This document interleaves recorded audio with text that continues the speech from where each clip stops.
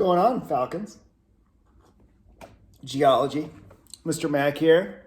Thought I'd talk to y'all about glaciers since it's kind of what we were talking about in class. Since I can't be there with you, why not talk about it here? So I'm just going to show y'all some photos that I have and kind of talk about some of the features that you guys have been reading about in your notes and doing labs over. So first of all, we'll start with this picture right here. This is the Cotopaxi volcano in Ecuador.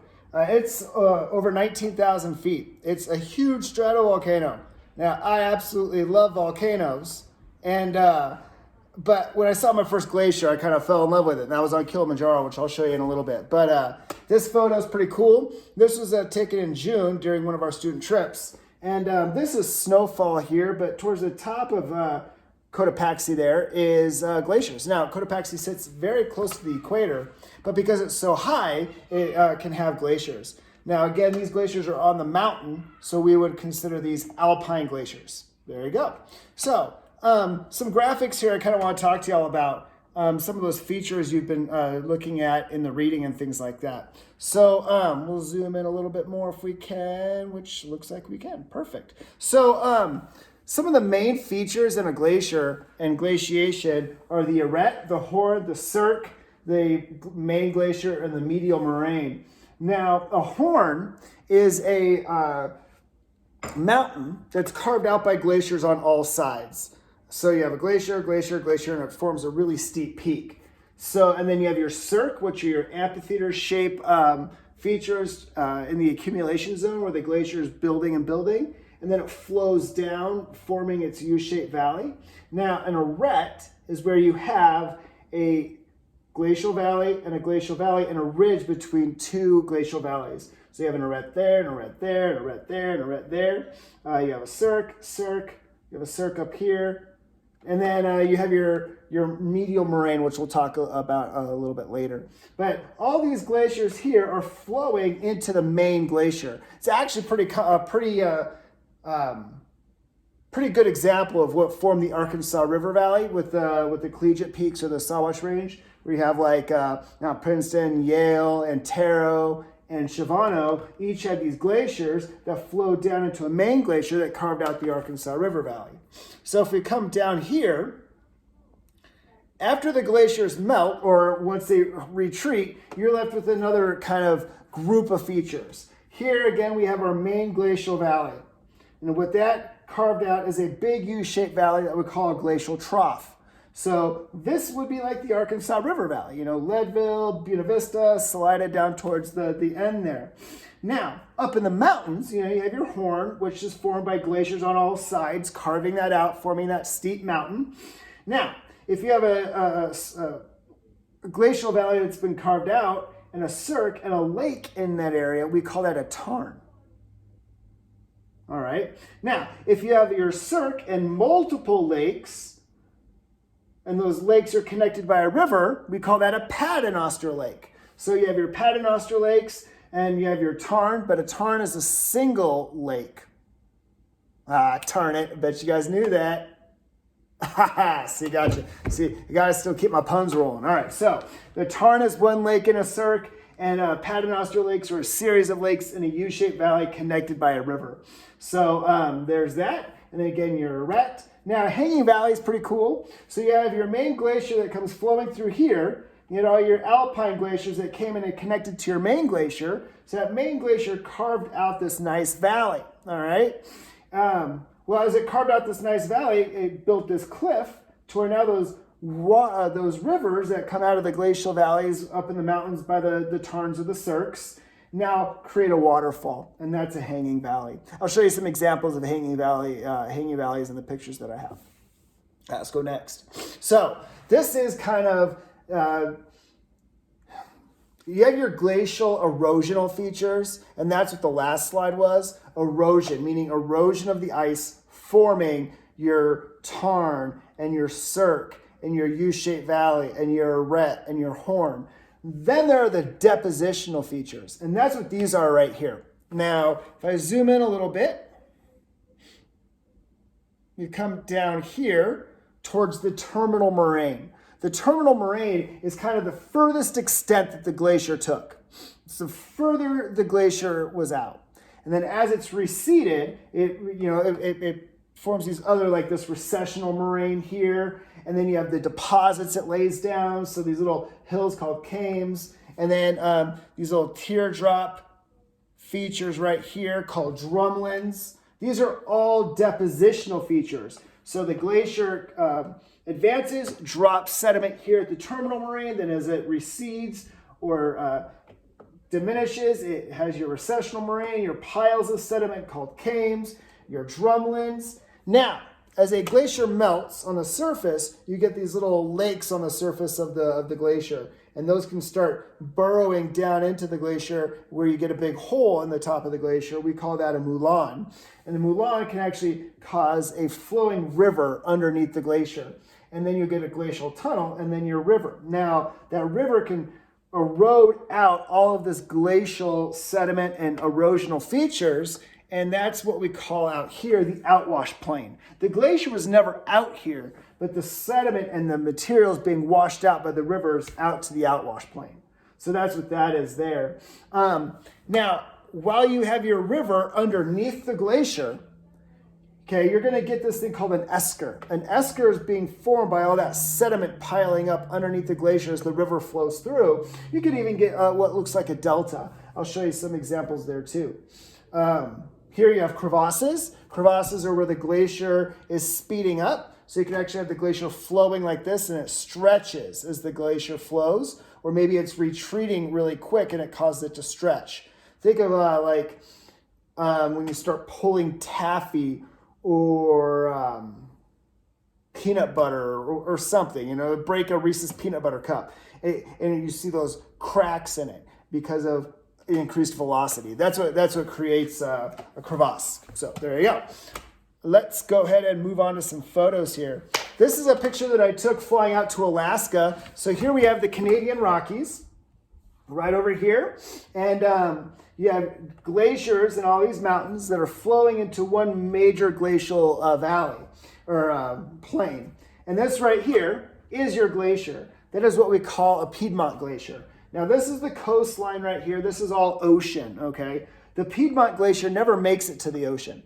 So it's called a Piedmont Glacier because it flows out on the plain and spreads out. So I did not know this when I was flying by it, but this is the largest Piedmont Glacier in North America. And this is actually Alaska, and then Canada is further back. So pretty cool picture. Take a drink here. Now, like I said at the beginning, I love volcanoes. And this is actually a picture that I took. My buddy Eric and I, we chartered a helicopter. Or not a helicopter. We've done that before too. I'll show you some pictures from Everest. But I chartered an airplane to go fly around Mount Spur in Alaska. Now this right here is the top of Mount Spur, and this glacier is flowing down off of Mount Spur. You can see the wing of the airplane here. If I zoom in, you can actually see those really nice crevasses. And I'll zoom in a little bit more. So there you go. Yeah, you can see the crevasses, all these cracks in the ice. As the ice is flowing down the volcano, it's flowing quicker and it's being stretched, creating those crevasses. Now, these features along the sides here are called lateral moraines. They are an erosional feature. If I zoom out, you can see actually really well, you have a lateral moraine here, a lateral moraine here, and then your terminal moraine here. So the glacier is flowing, had flowed out here, and now it's retreating back up, and it's leaving the deposits. And yeah, so there you go. You have your lateral moraine, and then your end moraine. This is the Portage Glacier, also in Alaska. I like this one because it gives a really good example of a medial moraine right here. So you have your lateral moraines on the sides. So as the glacier flows down the valley, the sides are the lateral moraines. Now, you could have one glacier here, and a cliff. And then as those two glaciers meet, their two lateral moraines connect to form a medial moraine. So that's what this is. That means this glacier here formed in another valley, and this glacier here formed in another valley. As they flowed down, they met up, their two lateral moraines met up and formed a medial moraine. So there you go. I mean, look how blue that ice is. It's pretty phenomenal. We'll talk about that too a little bit later. So this is Resurrection Bay in kind of just outside of Anchorage. And I really like this photo here because it shows you a cirque. There's your cirque there. There's a cirque there. There's a cirque there. Cirque, cirque, cirque. So you have multiple cirques. These are all alpine glaciers. As a matter of fact, everything I've shown you so far is an alpine glacier except for that Piedmont glacier that I showed you. So we have a lot of alpine glaciers here kind of in Alaska, in the United States, pretty common. They do have some tidewater glaciers in Alaska, which are glaciers that flow out to the ocean. I do have some examples of those a little bit later also. Geez, I have a lot to show you. So you have your cirque here, cirque, cirque. That's where the snow accumulated to form your glacier. And then the glacier carved out these U-shaped valleys right here. Now, you have your cirque here, U-shaped valley. This little ridge, that little ridge, those are your arêtes. So you have your cirque, arête, arête. You even have a little couple of cols in there, which are that wind-blown erosional feature. So this is Kenai Fjords National Park, and this is the exit glacier. And this is kind of towards the top. Up here you have the Harding ice field way up there, and you have multiple glaciers that are flowing off the Harding ice field. Now, around 100 or so years ago, this glacier actually was all the way out here. And I'll have pictures of that for next week when we talk about climate change and how it's affecting our glaciers. Now, this little glacier here and the exit glacier actually used to cover this rock. You can actually see the striations here. And those striations are formed by the ice moving along the rock, breaking it down. You also have a good series of crevasses. The next picture is actually a little bit further down. This is the crevasses right here. So if you look, the glacier flows and actually drops off pretty quickly. Well, as it drops off pretty quickly, you get these large crevasses. And while my friend Eric and I were hiking up here, you could actually see people ice climbing in these crevasses. It was pretty cool. So yeah, again, you can see the blue ice, really dense ice, but this is where the glacier is speeding up, causing it to stretch. This is where you're basically, the velocity of the glacier is much greater. This is our backyard. You know, the video that I showed you guys last week, actually, no, that'll be this week, of Mount Evans. You look at this every day. This is not from Denver. This is up at Mount Evans. This is Summit Lake right here. Beautiful drive. If you can get up there in the summertime, I definitely suggest it. So Mount Evans is actually right up here, 14,000 feet. This is Mount Spalding at 13,000 feet. And then you have your cirque right here. And actually this little ridge right here would be an arête because Mount Bierstadt's on the other side. This little dip right there, that is your col. That's where the wind blows through and cuts it out. You actually have a little permanent snowfield there, okay? Not a glacier. It's a permanent snowfield. St. Mary's Glacier, not a glacier. It's a permanent snowfield. What makes a glacier is the density of the ice. You have to have accumulation over accumulation over accumulation, increasing the pressure on the ice to where it starts to actually recrystallize and make the ice more dense. So yeah, that's the difference between a permanent snowfield and a glacier, which, yeah, St. Mary's Glacier is a permanent snowfield. But here we are again at Summit Lake. Summit Lake is a great example of a tarn. There's no Paternoster Lake situation here. So you have your tarn, you have your cirque, you have your arête. Now right here, this ridge, that's also an arête. And the next picture I have is, I took it right there. So there we go. Looking over that ridge into the Chicago Lakes Basin, we actually have another cirque here. We have a series of lakes connected by a river. So I'll show you this picture here, and actually I'll zoom in a little more. There you go. So you have lake, and a few more lakes down there, all connected by rivers. These would be your Paternoster Lakes. And again, look at that great U-shaped valley. I mean, that's like textbook U-shaped valley right there, carved out by glaciation. You look at that every day. I mean, that's right there in our mountains. This is from the summit of Mount Sneffels down in the San Juan Mountains. I love this photo because it shows so many glacial features. You have your ridge right here between two glacial valleys. So here's your arête. You have your cirque here. You have a cirque here, a cirque over here, because your glacier was flowing down the valley here, down the valley here. You have a tarn, a little lake right there, and you have some paternoster lakes here. Now, Snuffles is actually a horn because you have glaciers on all sides. Glacier here, actually a glacier on that side, a glacier on that side. So glaciers carving the mountain out, forming this nice, steep, dominant peak. This over here is pretty cool. That's actually a rock glacier. If I zoom in, this right here is a rock glacier. You can actually see the tarn right there. And over here, we have another rock glacier, and then your paternoster lakes. Now, a rock glacier is formed because it's moving rock. What happens is the rain and snow melt and the freezing and melting, freezing and thawing actually causes the rock to flow. So there's ice in there, but there's more rock than ice. That's what a rock glacier is, more rock than ice. So we do have those up there in the San Juan Mountains. So we have the rock glacier, we have your arête, we have your cirque, your U-shaped valley, tarn, and over here you have your paternoster lakes. Yosemite, there it is. I mean, for glaciation, pretty textbook. If you're looking up this U-shaped valley here, glaciers carved out this valley. That's Half Dome right there.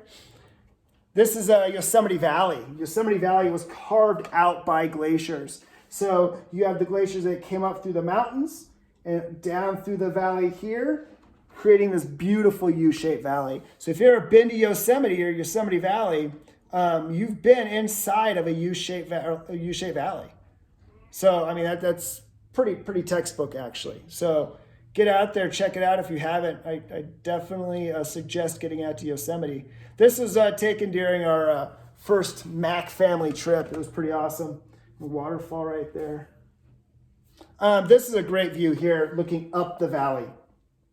Now, what's really cool is you have this waterfall and the waterfall in the previous photo I showed you right here. Right there, yep. These are actually hanging valleys because you did have a glacier that flowed down this way, and then Yosemite Valley was the main glacier. So you have to think, you had the main glacier here, and you had several glaciers feeding into it, and the main glacier was carving out this valley. So now you have these waterfalls that are right there on the hanging valley part. So you had a glacier flowing this way, poof, and then the glacier carved this out, and now you have a hanging valley. So there you go. There's El Capitan right there for you climbing people, and then there's a Half Dome.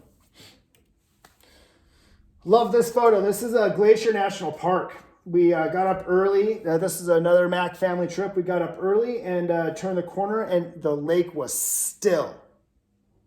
So we're actually in a U-shaped valley looking up towards the glaciers, and there's multiple cirques. There's a cirque there, there's a cirque here, cirque here. So you had many glaciers flowing into this valley here. Matter of fact, these are good examples of hanging valleys also. Now you look up the valley, there's another cirque there, another cirque here. Glaciers flowed down this. This little mountain here is actually a ridge. That would be an arête. So you had a glacier here, and you have an arête right there. And actually right up here is the Grinnell Glacier. Grinnell Glacier is still one of Glacier National Park's glaciers. I mean, it's still active. So we hiked up a little bit. Now we're in the valley for Grinnell Glacier. You can see the cirque. You actually have some hanging valleys here and some waterfalls. There you go. You can see the waterfalls right here. And there's Grinnell Glacier right there. This glacier is expected to be gone probably in the next 15 to 25 years because of climate change. The Tetons right here. It's Grand Teton National Park. Grand Teton is a horn. Glaciers carved it out on all sides. I love this park. These beautiful mountains. They're one of our youngest mountain ranges in North America. And here's another angle of it where you can actually see those U-shaped valleys, and then the cirques up at the top right there. A nice arête. All right, and we're back. Just had to take a little break there, get some more tea. Boom. Thought we'd go with some international examples of glaciers. So this right here is actually glacier in Iceland. During our student trip, we got to go up on the glacier, hike around, and check out some of the glacial features up there. Now, what's really cool here is this is where the river is coming out of the bottom of the glacier. So I talked about how sometimes the top of the glacier melts and you get cracks in it, water flows through it, that water comes to the bottom and it flows out. Now all this sediment eventually makes it out to the outwash plain. So here we are, there's our group crossing it, and we're at the front of the glacier along the end moraine. So here we are actually going up the moraine.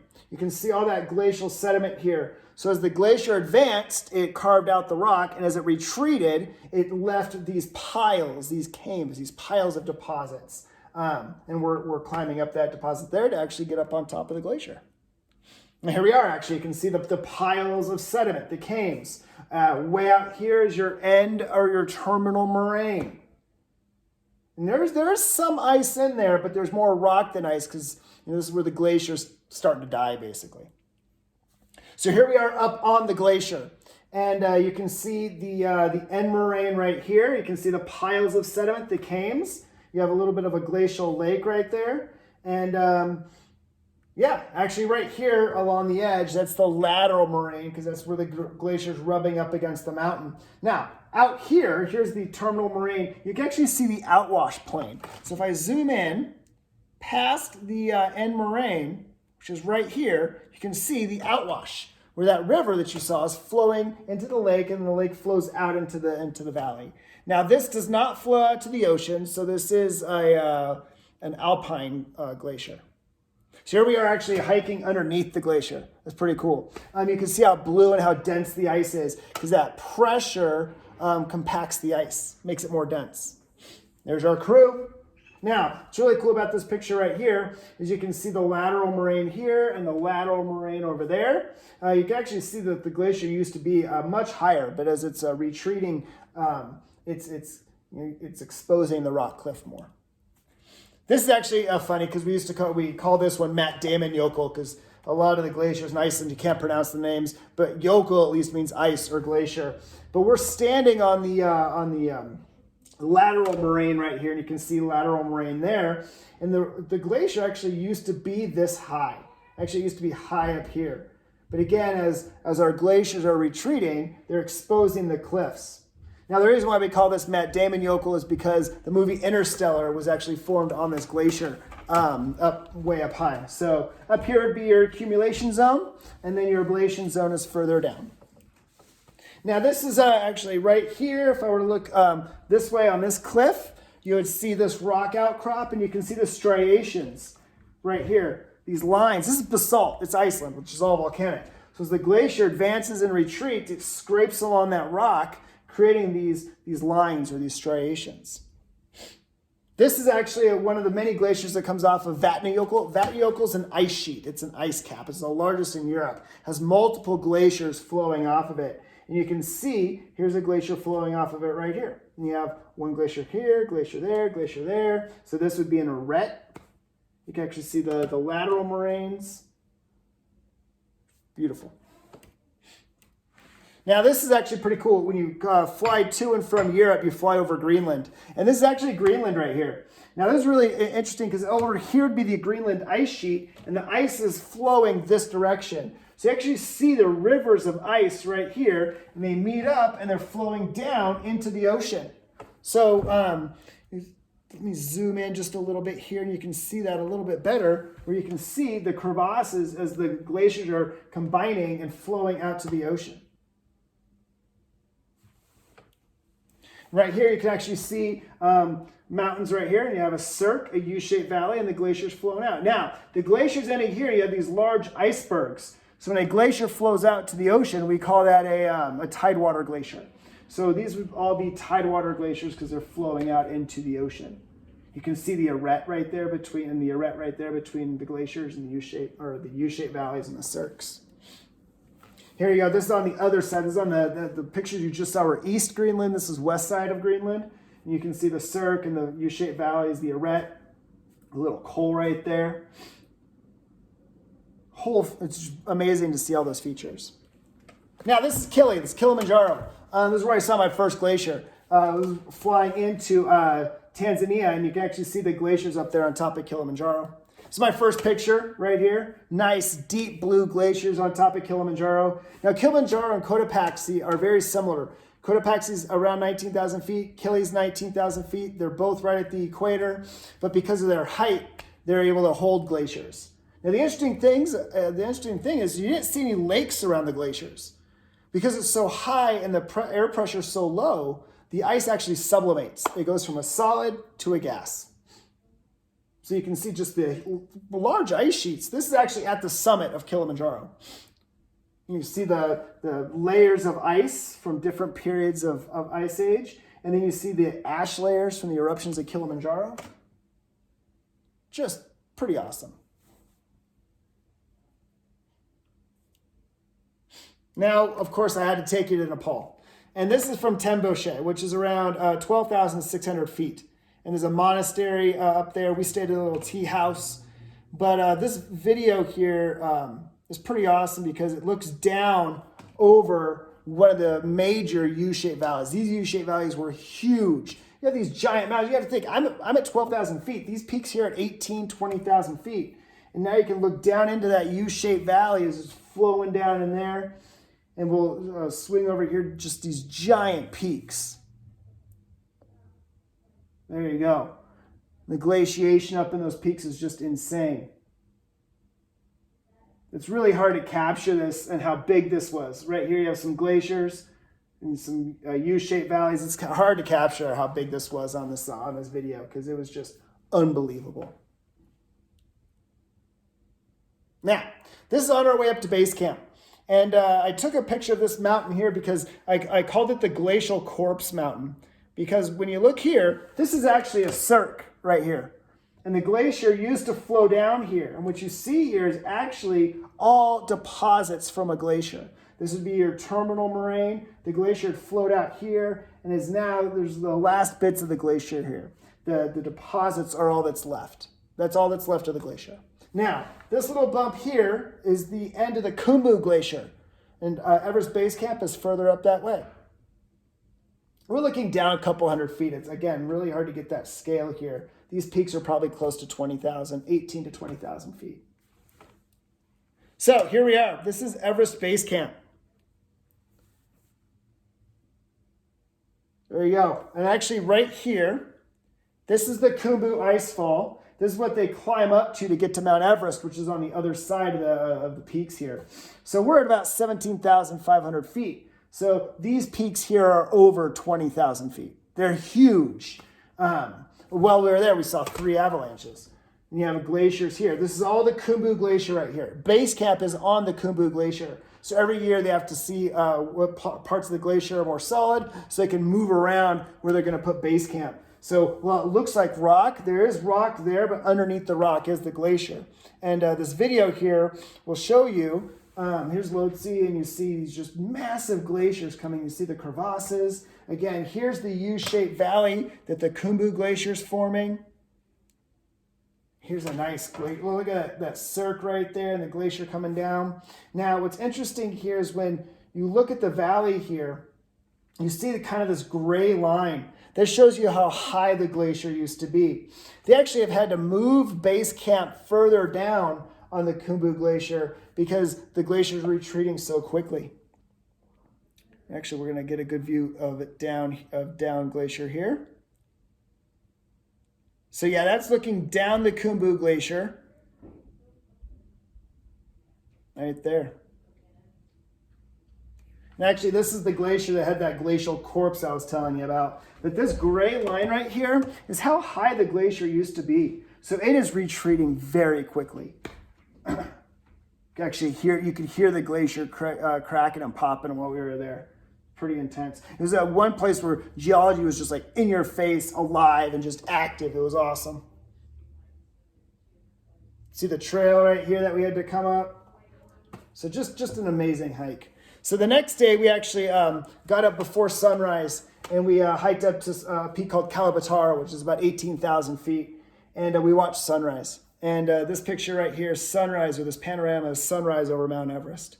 So right here is Mount Everest, 29,000 feet, and the sun's going to pop up right here. You can see the Khumbu Glacier right here. Just evidence of active now glaciation. These are some of the fastest growing mountains, the glaciation just carving it out. It is just unbelievable sight to see these giant peaks, and to be at 17,000 feet, or actually in this case 18,000 feet, and just seeing these peaks rise above you is just insane. This mountain out here is Amadabla, has glaciers on it. It's beautiful. All right. Well, that's all I have really to talk to you about today. I know today was kind of a longer lesson. I've been throwing a lot of things at you guys. So hopefully some of the vocabulary makes a little more sense. Next week, we're going to talk about climate change and the cycles of how glaciation work.